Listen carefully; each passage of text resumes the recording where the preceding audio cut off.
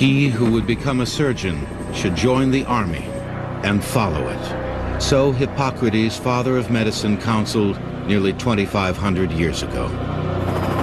If war has a silver lining, perhaps this is it, as the ultimate hands-on classroom in raw anatomy and mutilated flesh. A horrific classroom that teaches above all what the human species has been willing to do to itself. There is something paradoxical about the very idea of battlefield medicine, about armies and individuals desperately trying to kill and rescue at the same time. Louis Pasteur, the famous scientist, said that there are two forces in this world that are constantly at play. One is the force of always designing new weapons of destruction, and some of them of mass destruction, and the other force is always trying to find new cures for diseases and how to save lives. And he said which one of these forces will win out at the end, God alone knows. It may seem like mass destruction has gotten the upper hand. Modern weapons make the very notion of battlefield medicine seem obsolete.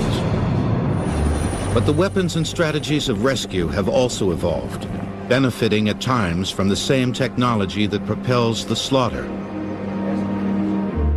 The history of battlefield medicine is almost as old as the history of organized war. 1,000 years before the birth of Christ, the legendary Greek hero Achilles took time to bandage the wounds of his comrade Patroclus during the Trojan War.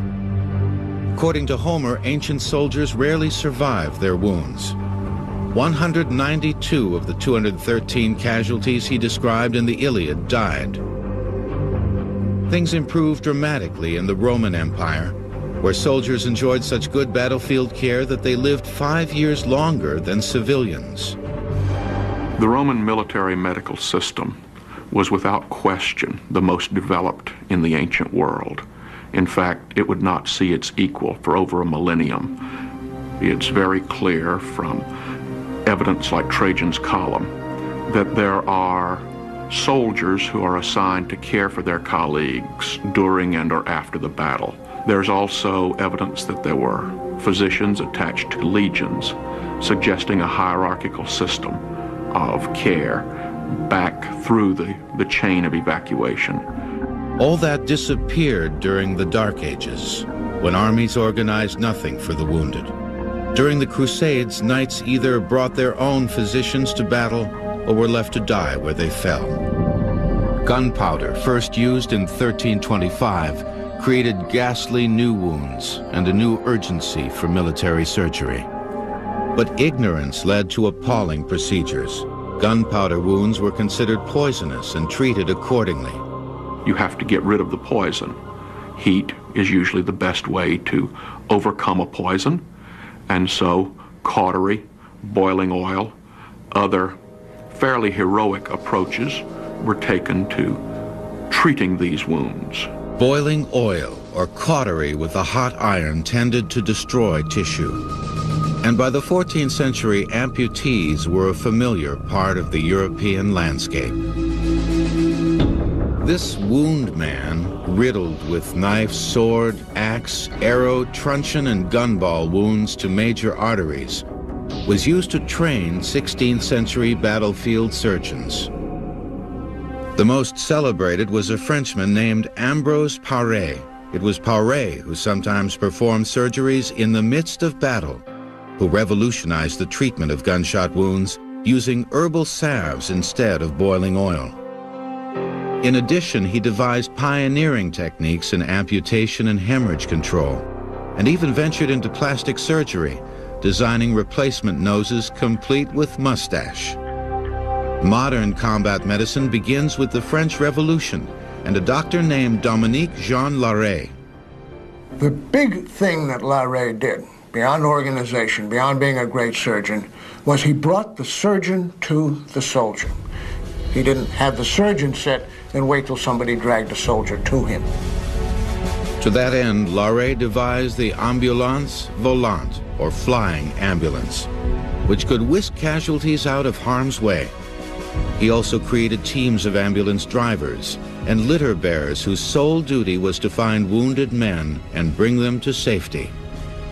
The treatment occurs much sooner, hours, sometimes days sooner, in a profession where hours make a difference between life and death.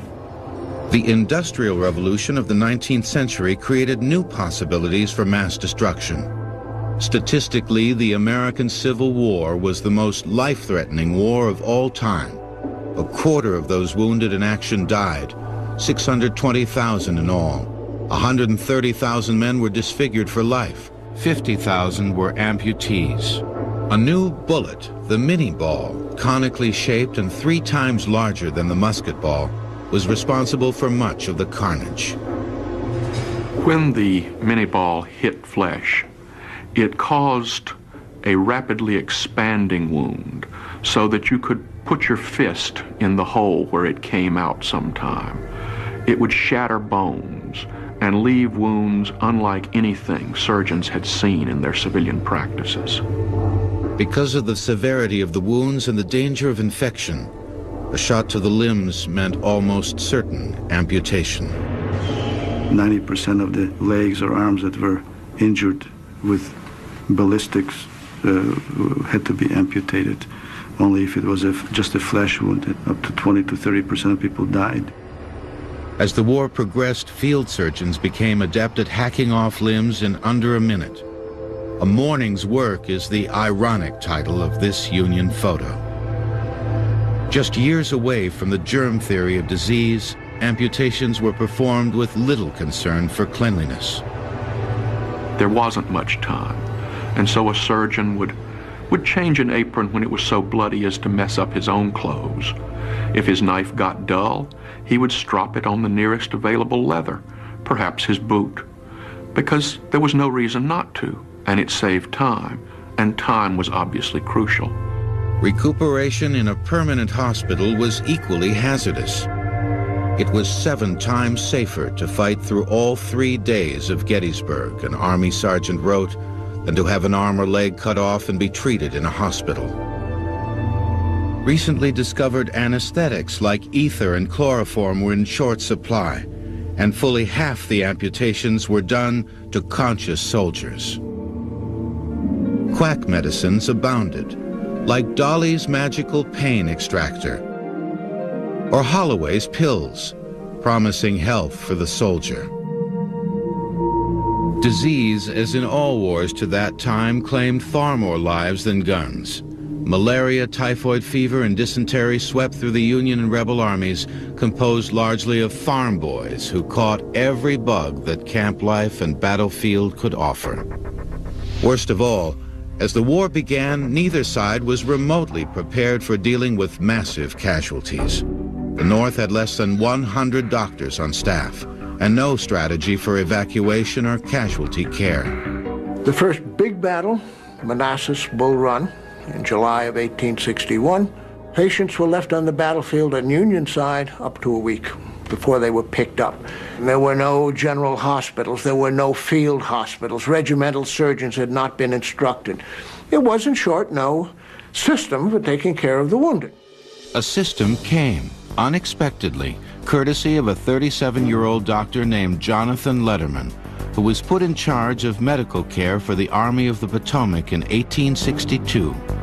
Building on the innovations of the Frenchman Larrey, Letterman improved upon the ambulance corps, replaced civilian drivers with soldiers, and created an all-important chain of evacuation. Casualties were rushed from the battlefield to nearby dressing stations to be patched up and stabilized. Then, if necessary, moved to field hospitals, and finally to fixed hospitals in big cities for recuperation. Trains played an important role in evacuation, as did riverboats, which were transformed into state-of-the-art floating hospitals that evacuated 150,000 men. Most importantly, Letterman put medical officers in control of supplies, so that they no longer had to beg for wagons, bandages, and men. He put all of this together in a way to run a medical department under medical control to support the commander, the soldier, and the war. Everything that Letterman looked at, all of his changes, all of his innovations are routine now, and they were not routine then. Letterman's revolutionary system was first put to the test in Antietam in 1862. On a battlefield that stretched 6 miles, every wounded Union man was treated within 36 hours. By war's end, casualties were reached in half a day. Bloody as it was, the Civil War marked the birth of modern, organized combat medicine. The transition would prove vital as war entered a new global stage.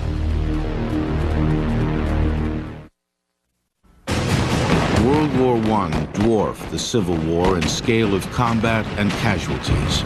New weapons created a degree of slaughter inconceivable in previous epics. But the devastation would have been much worse had not the war brought modern medicine to the battlefield. Germ-free surgeries, pioneering new drugs, X-ray technology, and blood transfusion. In addition, the First World War raised popular awareness of combat medicine to a new high and marked the arrival of a new kind of soldier, a soldier who did not carry a weapon. World War I gives us our modern image of the enlisted medical soldier, corpsman, medic, call him what you will. For the first time in a significant war, enlisted medical personnel are assigned not in the safety of the hospital and the ambulance train, but with the infantry far forward to take care of the wounded.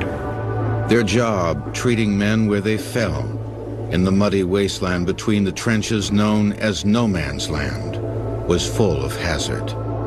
The mud, the gore, machine gun bullets and gas, all there. Your task is to go out, ankle deep sometimes in mud, pick up the wounded, drag them, carry them back to the safety of the trench. It's an almost impossible job, and medics die in disproportionate numbers. Occasionally, the trenches were rigged with trolleys to transport the wounded.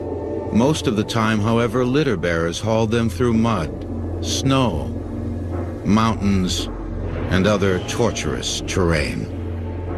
Casualties were brought to first aid bunkers, often burrowed out of cliffs and packed with sandbags, or improvised in churches.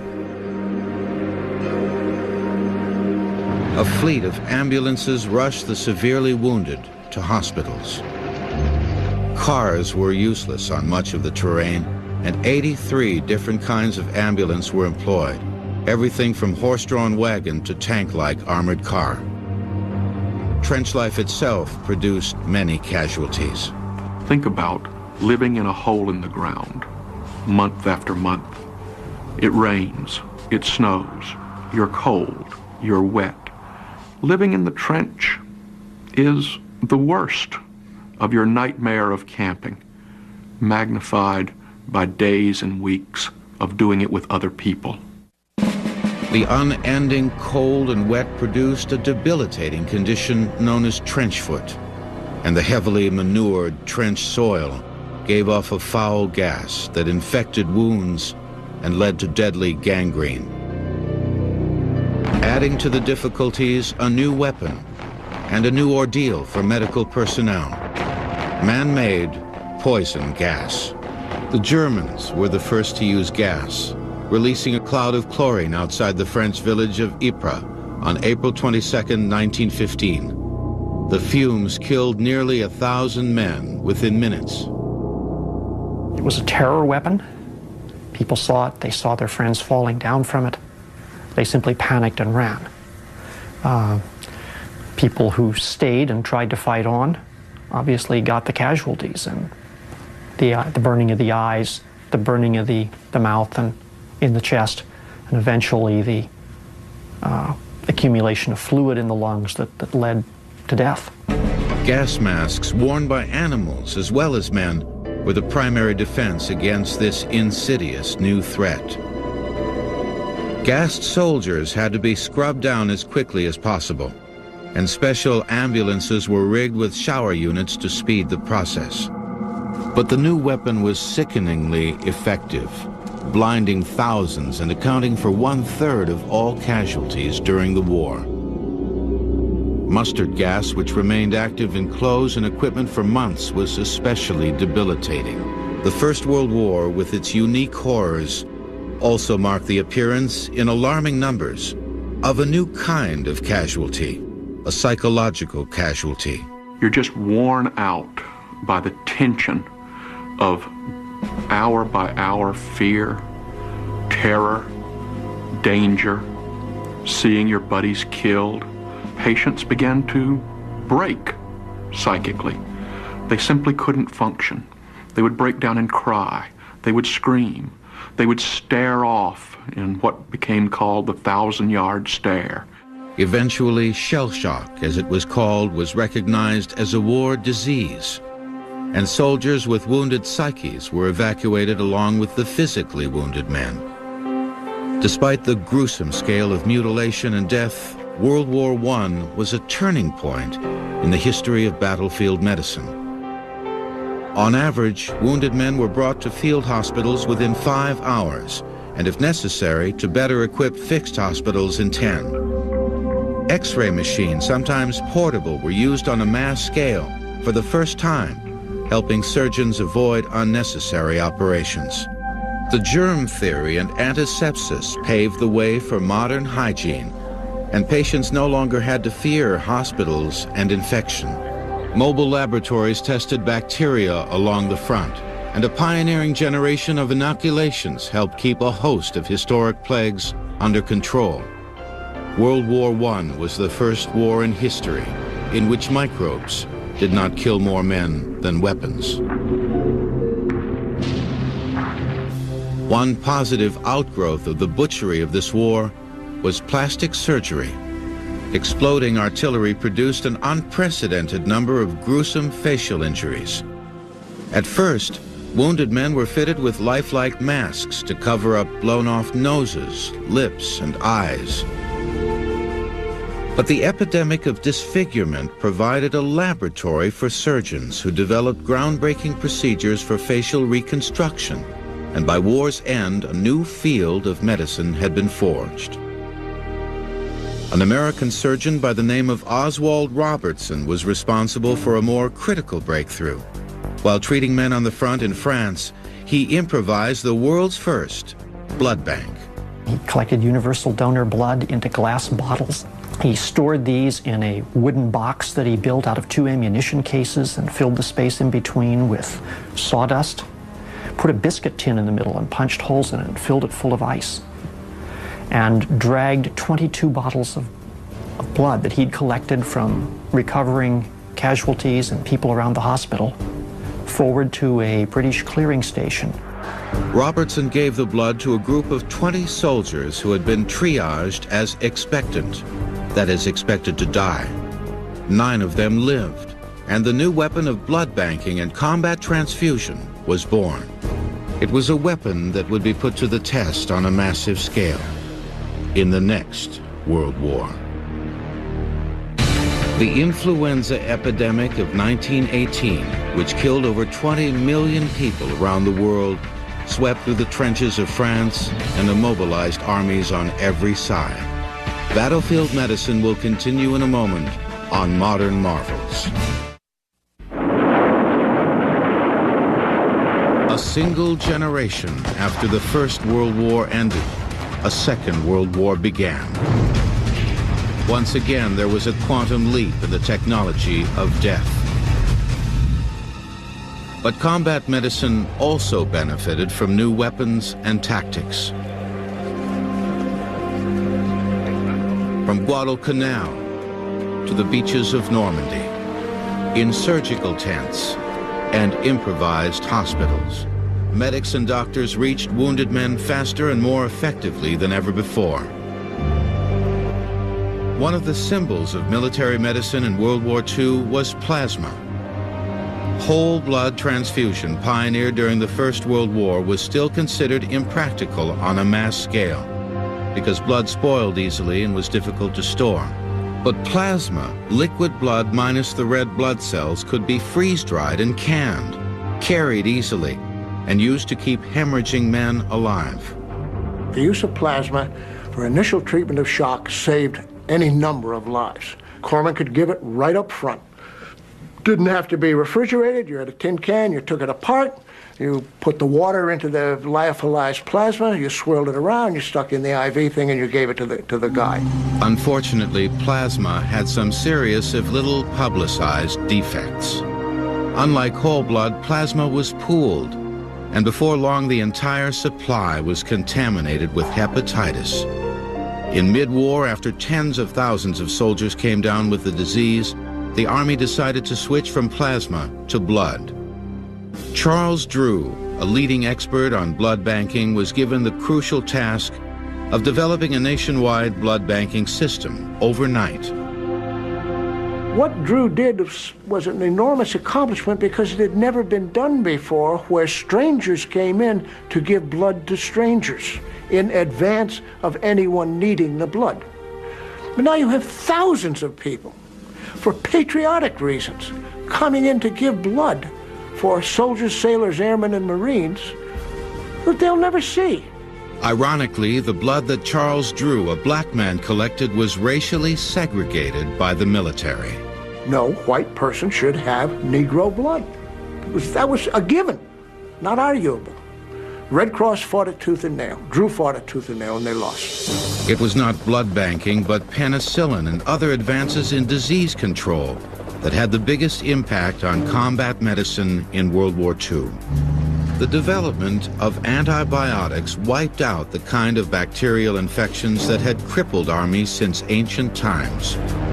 DDT, hailed as a miracle disinfectant, was sprayed everywhere as part of a massive campaign to kill mosquitoes and other disease-carrying pests.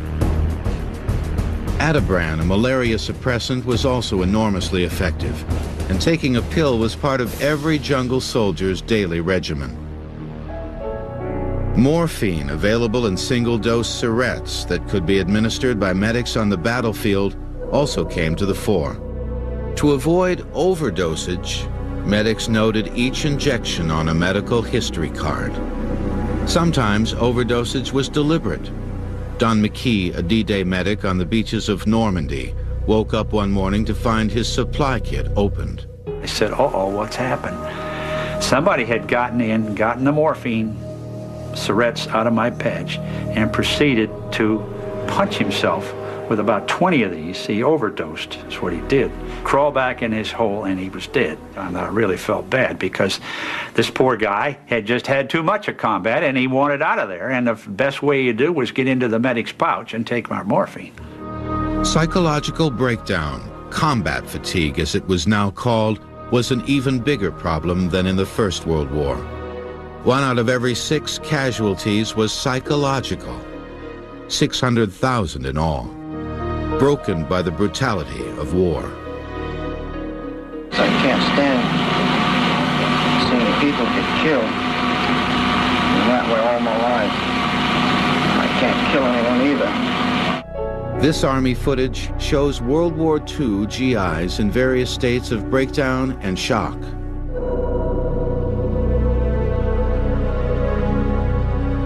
This severely traumatized man is trying desperately to speak and can't. This man's best friend was disemboweled by a shell fragment. He believes he is still on the battlefield. Reassurance and a few days of rest and relaxation brought most emotionally shocked GIs back from the edge, and 60% were able to return to the fight. Remarkably, medics and surgeons on the front lines did not themselves frequently crack. George Sharp was a 25-year-old doctor fresh out of med school when he was sent to the Philippines as a battalion surgeon. As the first doctor to see a wounded man, Sharp was positioned within 100 yards of the fighting. At times, there was a very heavy flow of casualties. I would see as many as 100 or more men coming in a day, and I couldn't change my clothes. My clothes were covered with blood. And my operating room, so-called, was a hole dug deep for my feet. to sit down, and I would work on these people as they came in. We were under fire. We were getting mortars dropped near us, and we were getting shells from the Japanese. The din was absolutely horrendous. I mean, you have no concept of the din. And at times, it would stop suddenly, and it would be an absolute silence, a haunting silence. And then it would start up again.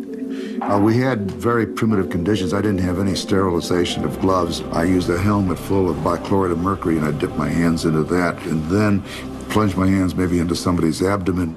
One of the most daunting challenges facing combat medics came on June 6, 1944, D-Day, as the greatest invasion force ever assembled stormed the beaches of Normandy.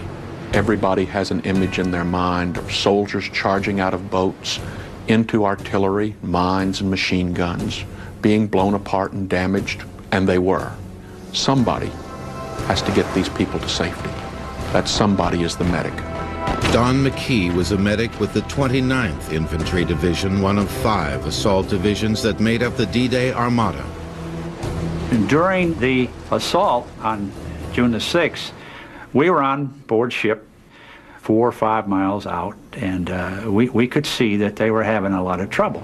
And many of the landing craft were flooded as they came in, and when the ramps were open and people poured out of the front of them, they immediately stepped into water over their head.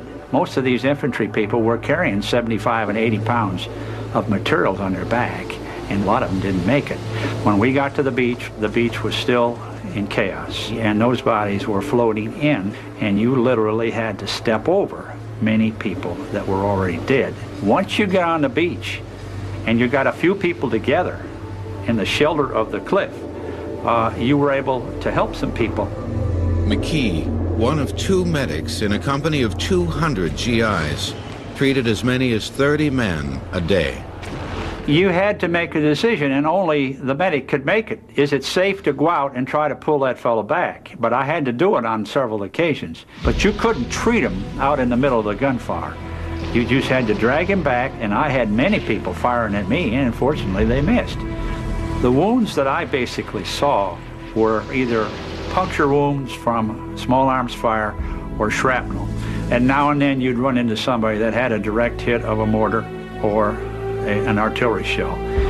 All you could do was stop the arterial bleeding. But I had many a man die right while I was there because I had no way of saving them. Less than a year after D-Day came another decisive day, one that would cast a sobering shadow over the future of mankind, subsequent wars, and the role of combat medicine.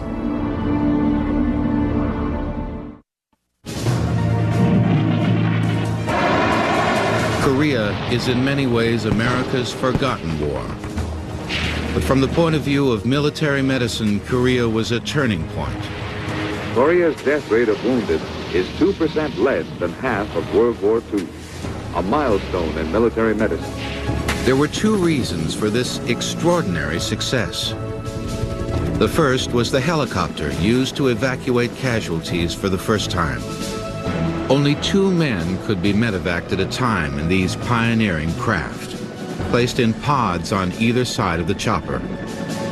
More importantly, Korea brought to reality something that had long seemed a fantasy, a movable hospital that could follow the fight, and that came to be known as MASH. MASH in Korea was the culmination of forward surgical care. Larey, Letterman, World War I, World War II, all of that came together, and it was said, we need a structured hospital appropriately staffed with about 80 beds to be far forward as we can get it, and that was the MASH, Mobile Army Surgical Hospital. The MASH's great contribution is it provides an entire hospital unit that can continue to move forward in tents, in jeeps.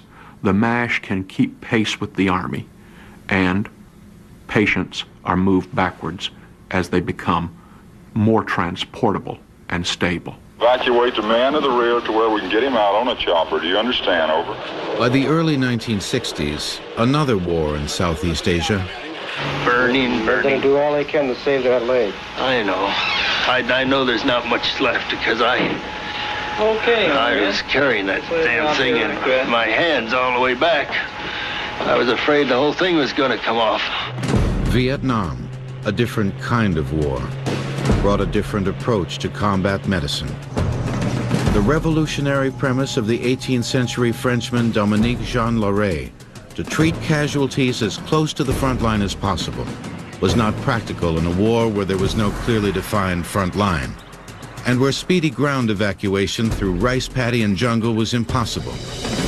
Instead, U.S. planners built a network of 28 hospitals throughout Vietnam and relied almost entirely on a new kind of ambulance to airlift men from jungle patch to hospital bed. The Navy's medical men say the fabulous helicopter is a vital factor in giving battle-wounded men a better chance for survival. Huey helicopters carried 90% of the casualties during the war. It took a crew less than a minute to load between 6 to 9 wounded GIs and an average of 35 minutes to get them to a hospital. The survival rate of airlifted soldiers was 98%. Now in Korea, patients sometimes would be picked up at the battalion aid station. In Vietnam, the helicopter came right down into the infantry action where the man was wounded, loaded him aboard and left. The medic with the unit had started treatment. The medic on the helicopter could continue it, and usually within 30 minutes, this patient is in an 400-bed evacuation hospital, which is kind of like Walter Reed moved to Vietnam. Hank Toole was a pilot with the 1st Cavalry Division who flew hundreds of medevac missions in 1969. When you got a call to go in and pick up someone in combat, it was normally not because they were sick, it was because they were wounded. And if they were wounded, then there was probably enemy activity. So you could kind of count on the fact that you were going to run into some kind of hostile action. I think we all had 20, 30, 40, 50 times that you had bullet holes. Some people wounded, some killed. By far the most dangerous medevac sorties were the hoist missions, in which a Huey would hover over a combat zone and pull up casualties by cable. You would drop the cable down and hover above the trees, and they would take the patients and put them on their litter, and then we would hoist them up. And we would always try to turn the tail of the airplane to the enemy, so if they were going to shoot, we had something between us and them.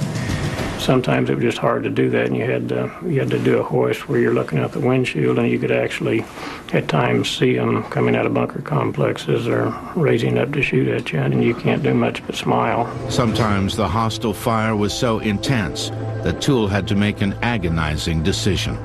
You got people below you. If you wait too long, you could fall on them and hurt them, kill them all. You got a patient on the hoist, so if you can punch him and drop him, or you can pull him up through the trees. You're sitting there at a time where you're kind of stressed anyway, with people shooting at you and the radios go on, and you're trying to make a decision. Where do we go? How far do we push it before we blow the hoist or before we pull out? A medic flew on all Huey missions, along with a co-pilot, a gunner, and a crew chief. Tom Eagles, a monastery student in Vietnam in the early 60s, joined the Marine Corps in 1968 and flew medevacs as a corpsman for over a year. Well, it scared the hell out of you, because when the horn went off, you ran out to the helicopter, you jumped on, and your fate was sealed. Sometimes the Marines were pinned down, they couldn't get up to bring the patient, so you ran out there and grabbed the patient yourself. You ran across the rice paddy with all this equipment on you, and you ran out there and grabbed this guy and ran back to the chopper and threw him up in there, and you crawled up in there. Sometimes you get to him, sometimes you couldn't. Sometimes they were so wounded, you couldn't get to all of them. I mean, those were days they died. I mean, you saw people die because you couldn't get to them and take care of this guy and that guy, too. Those days, will choke you up for the rest of your life. The North Vietnamese, like the Japanese before them, were not signatories to the Geneva Convention that protected medics and other non-combatants. Tom Eagles, who also spent a lot of time on the ground with the troops, was a so-called gunslinger doc, a medic who carried a weapon and also ignored the Geneva Accords. The Geneva Convention says you shouldn't carry a weapon for other than your protection or the patient's protection. But if you don't carry a weapon, then you're a liability to the rest of the soldiers and Marines around you. We thought this was preventive medicine. Kill them before they kill you. In a small unit, you had to pull your load. Combat medicine, of course, cuts across battle lines. The North Vietnamese were also doing everything they could to treat their wounded, in many ways against greater odds. There was no medevac for the Viet Cong. Instead, they carried casualties long distances on jungle trails. With little money for equipment and machines, they lived off American scrap. These surgical tools were fashioned from the aluminum of a downed plane. Operating rooms without X-ray, blood banking, or electricity were set up in tunnels and caves. This primitive foot-powered pump that suctioned out fluids during surgery saved many lives. In battlefield medicine, as in everything else, there are the haves and the have-nots. After Vietnam, many countries of the Third World would find that taking care of the wounded was a luxury they still could not afford. Where does an Army surgeon get trained? In inner-city emergency rooms, where he treats knife, gunshot, and other casualties of the urban battlefield. Modern marvels will return. The Gulf War against Iraq in 1991 was a military medical catastrophe waiting to happen. The American-led front raced across the desert at 50 miles per hour, the fastest moving front of all time. Too fast, as it turned out, for the medical support troops who needed 32 hours to carry portable hospitals and other cumbersome equipment into Iraq.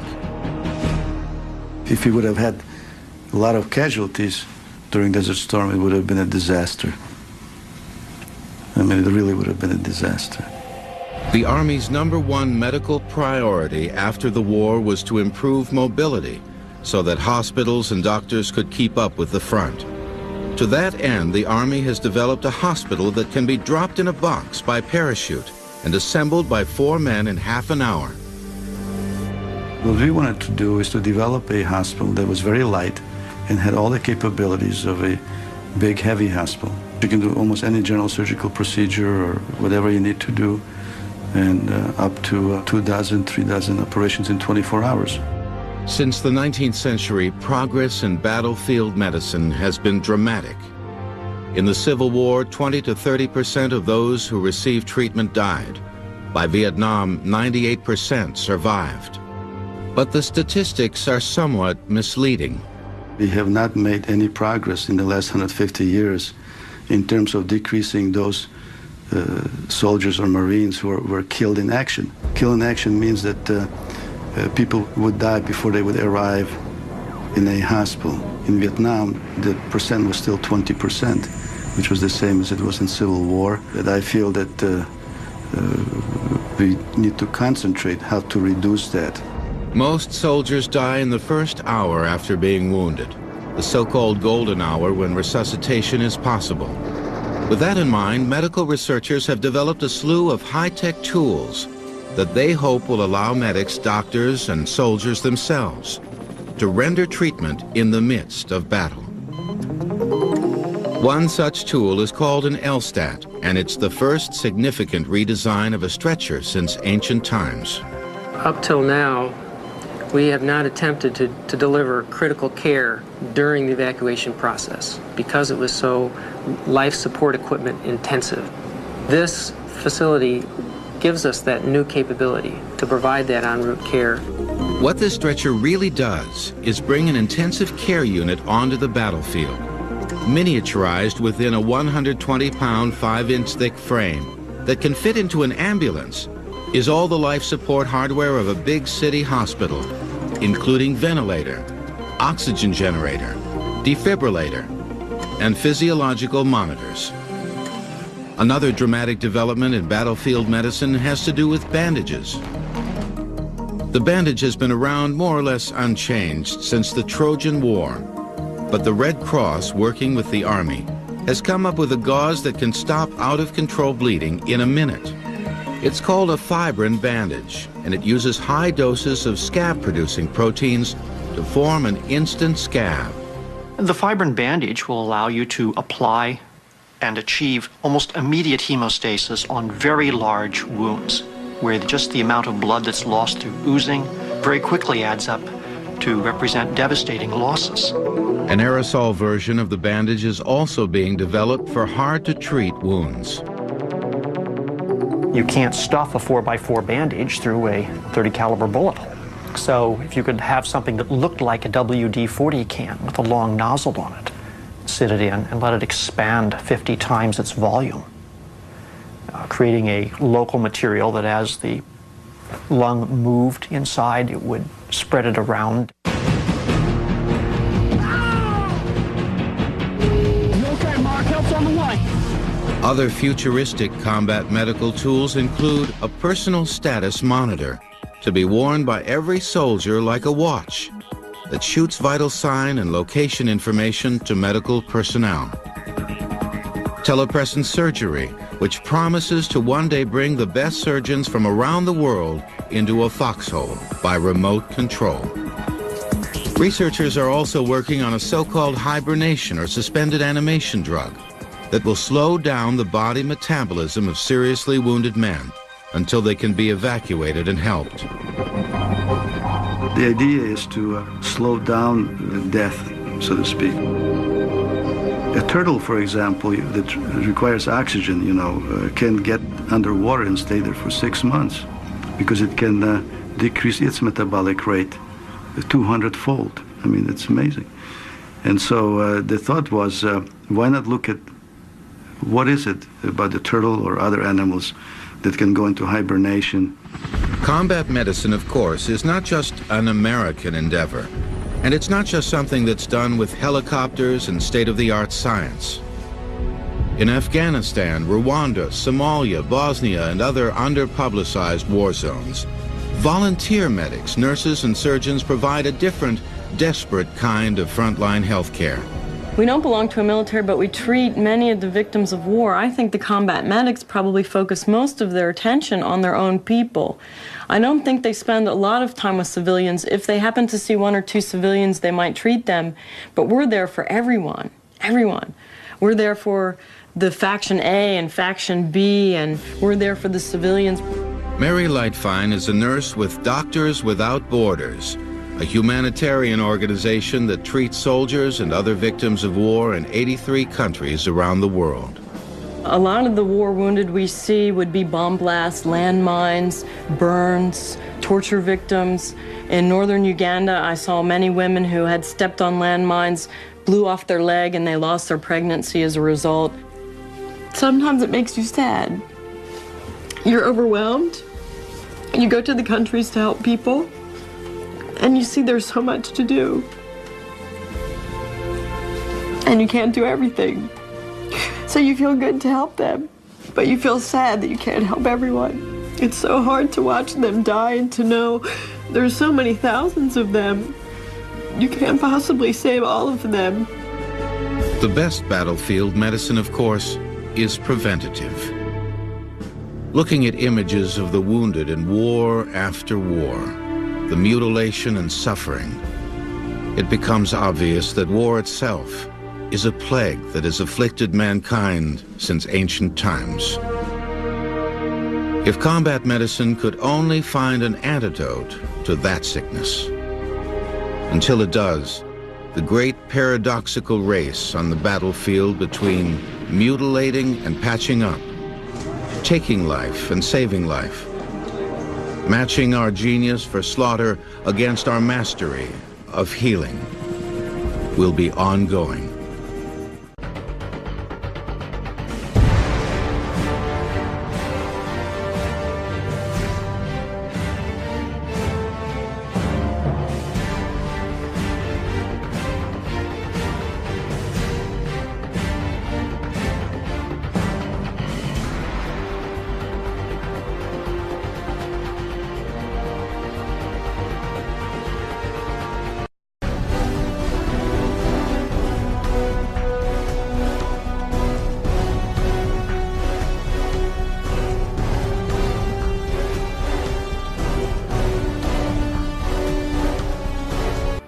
He who would become a surgeon should join the army and follow it. So Hippocrates, father of medicine, counseled nearly 2,500 years ago.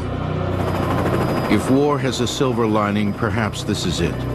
as the ultimate hands-on classroom in raw anatomy and mutilated flesh.